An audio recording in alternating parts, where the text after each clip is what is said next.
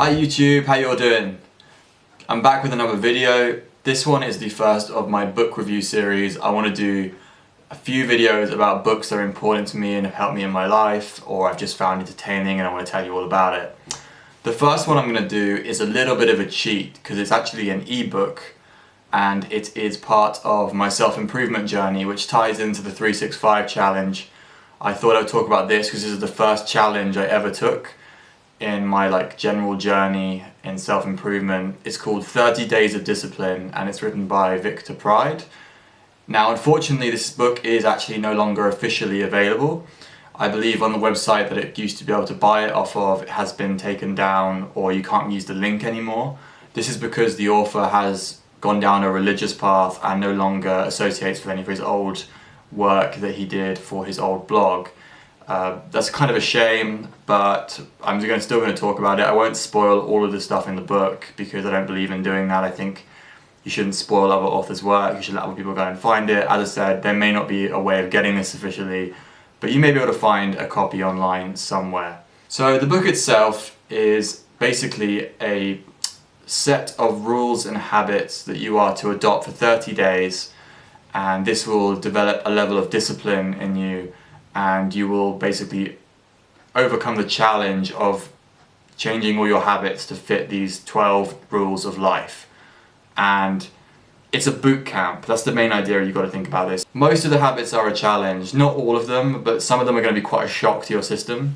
So I'm going to talk about 5 of them, and they are either ones I found interesting or I found particularly challenging.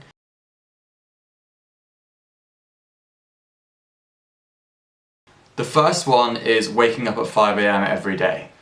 Now, when you first start this is actually quite easy on the first few days. However, after the first maybe 4 or 5 times waking up at 5, you start thinking, I just want to lie in a little bit, and that's when you start to fail this one. The idea is you get a little bit of leeway, so he says you can wake up at 7 AM at the latest and 5 AM is optimal. That's the basic idea. And I found this one really hard. I did 5 AM probably for about 3 days and then I moved it to about 6, and I did get up before 7 AM every day for 30 days. I managed to complete that habit all the way, but this was the trickiest one for me. I am someone who more of a night owl. I don't really like waking up in the morning at all. So yeah, this one was really difficult for me.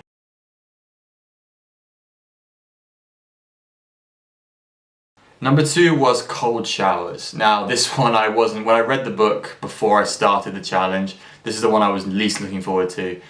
And yeah, because I started the challenge in February in the UK and it was a freezing cold winter and my student house that I was living in was just badly heated like most student houses are. And yeah, I really struggled with this one, but this is again another habit I didn't break at all in the 30 days. I actually kind of cheated a little bit, I guess. There is another habit in this, I'm not going to talk about it in full, but there's an exercising based habit.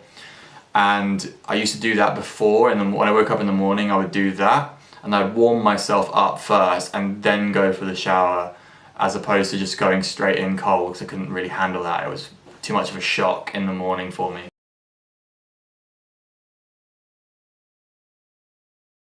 Number 3 is maintain eye contact and good posture. I found this challenging. It's not something you can really entirely complete and say I had good posture for the entire 30 days, at least in my experience. I slumped quite badly. I've always had trouble trying to correct my posture. The eye contact was pretty easy. It was I didn't realize how little I paid attention to eye contact.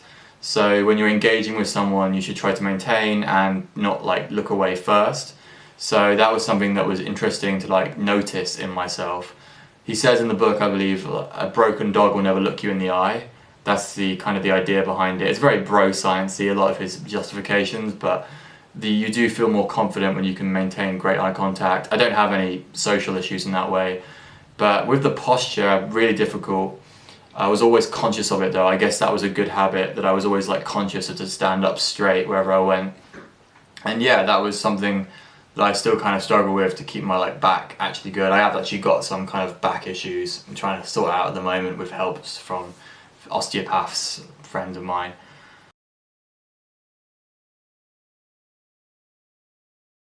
Number 4 is to-do lists.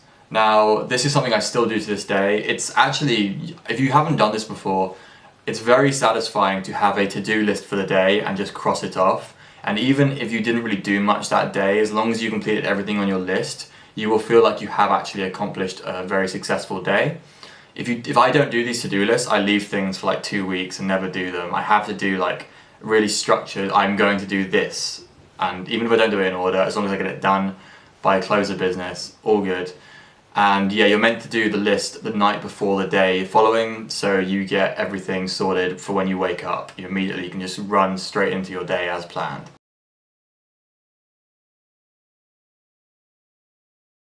Number 5 is dressing your best whenever you left the house. And he actually goes as far as to say you should just wear suits out the door, which I didn't go that far, it was a bit extreme.